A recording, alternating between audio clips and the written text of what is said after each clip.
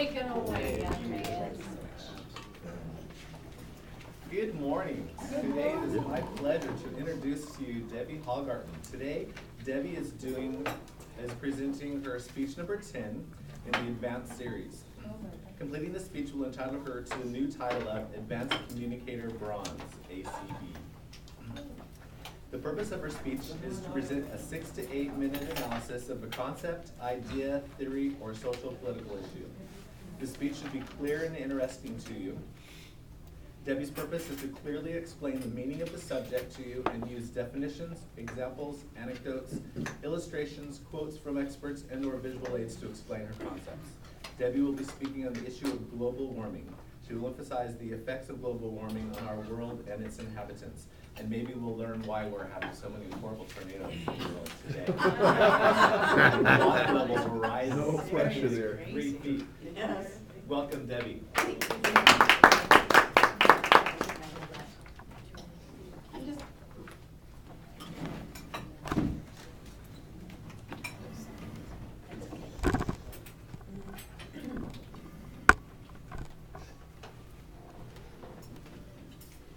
Global warming is a hot topic today.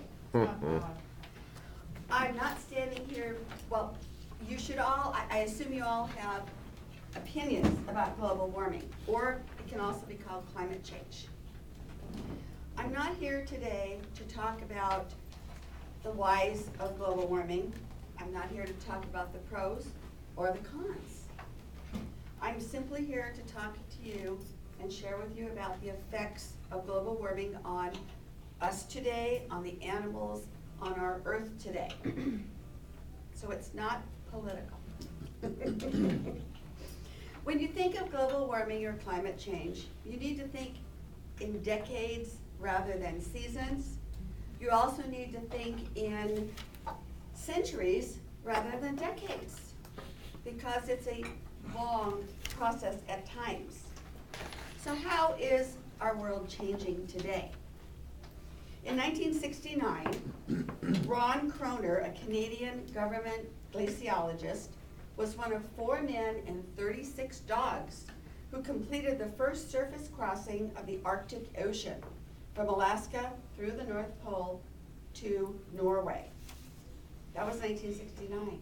Today, he says, that trek would be impossible. There's not enough ice. They would just fall through the ice. Woolly mammoths that roamed our earth thousands of years ago. Their bones, their skeletons, their tusks are now being uncovered as glaciers are melting. Even in Alaska, part of the United States, we're having coastal erosion, and the government is having to move villages so that they don't get inundated with the rising waters. Hank Rogers, a 54-year-old Inuit Indian, patrols Canada's far north area. He traps animals to check on them and see what's happening with them. What he's found is that their pelts are thinner. They're not as thick and luxurious as they should be. The animals themselves are thinner. Not only that, he found that the ice, the snow that he travels on, is slushier and mushy, and you can no longer actually take snowmobiles through some of the areas. In 2004, the Arctic Climate Impact Assessment summarized some of the effects of warming temperatures on animals and their habitats in the polar regions, including parts of Alaska, which again is part of us. Polar bears, seals, migratory birds, caribou, and reindeer are all experiencing changes that have a dramatic effect on their species and the ecosystems that they inhabit. For example, polar bears are dependent on sea ice to hunt for seals and to move from one area to another. Polar bears are unlikely to survive as a species if there's an almost complete loss of the summer ice cover, which is projected to occur before the end of our century. The seals that polar bears hunt are also unlikely to be able to adapt to the absence of the summer sea ice, because they give birth to and they nurse their pups on that summer sea ice, and they also use those floes as places to rest. Thanks to a growing marine dead zone areas that are throughout the oceans that are caused by global warming, there's been a huge spike in dead sea life in recent years, and it often washes up on the shore, giving us an unsubtle and sometimes stinky reminder of what's happening. And we had that the other day with fish in one of our harbors. They had tons of fish that they had to throw away. Birds are migrating and laying their eggs and breeding much earlier than expected. And when these migratory birds go to their winter homes, lots of times the insects and the bugs are not there yet for them to eat. And so hunger is an issue. But let's bring it closer to home. Did you know that climate change or global warming is affecting us? It's affecting our fun. Okay. According to the Washington Post, you can say goodbye to light and dry wines. Warmer temperatures mean that grapes in California and France develop their sugars too quickly, well before their other flavors. As a result, growers are forced to either, one, leave the grapes on the vines longer, which dramatically raises their alcohol content, which I have no problem with, or two, pick the grapes too early, and then they make overly sweet wine that tastes like jam. The New York Times says, say goodbye to baseball. The future of the ash tree, from which all baseball bats are made, is in danger of disappearing, thanks to a combination of killer beetles and global warming. The Seattle Post-Intelligencer says that we might say goodbye to Christmas trees. I saw that. The pine bark beetle, which feeds on and kills pine trees, used to be held in control by the cold winter temperatures. Now the species is thriving and killing off entire forests in British Columbia. Did you know that we could say goodbye to lobster dinners, according to the AP? Lobsters thrive in the chilly waters off of New England's coast. But recent numbers show that as those waters have warmed up, the big clawed American lobster, prized for its delicate, sweet flesh, and I do love lobster, has been withering at an alarming rate from the state of New York all the way up to Massachusetts. But guess what? We get to say hello to poison ivy. Yay!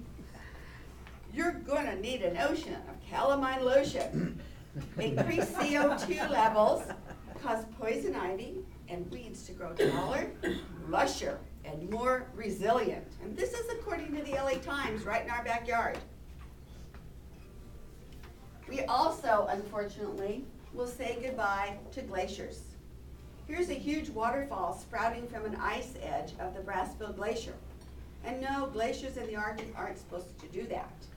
But it is happening more and more frequently. This is a glacier in Patagonia, Argentina. The top is 1928, the bottom is 2004. The picture basically speaks for itself. Not only that, but floods, hurricanes, tornadoes, dust storms have all become more and more damaging. Here is a dust storm in southern Africa. They're becoming more frequent and more violent. All we have to do is watch the news to see what's happening in our country. The floods, the tornadoes, the hurricanes, they're all becoming much more violent. I've shared some changes on Earth with you. Is our climate change normal? There are a lot of questions. Why is it happening? Are we to blame? Is nature to blame? I don't know. Whose research should we blame or listen to? I'm going to leave that up to you to decide, because I don't have a crystal ball with those answers. Thank you.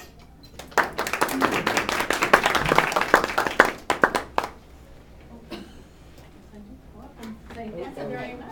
part of this? You can leave that, you can leave that the second Yeah? speaker. Okay. Yeah, thank you. Okay. All right, go ahead and take the time to evaluate Debbie's speech.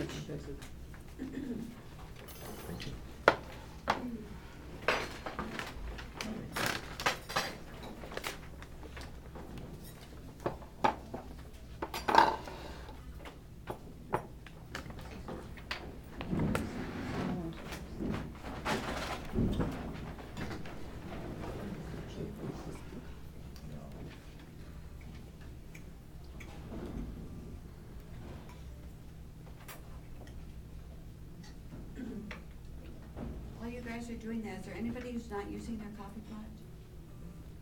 I Area? think you guys just need another one. We sent it out. Okay.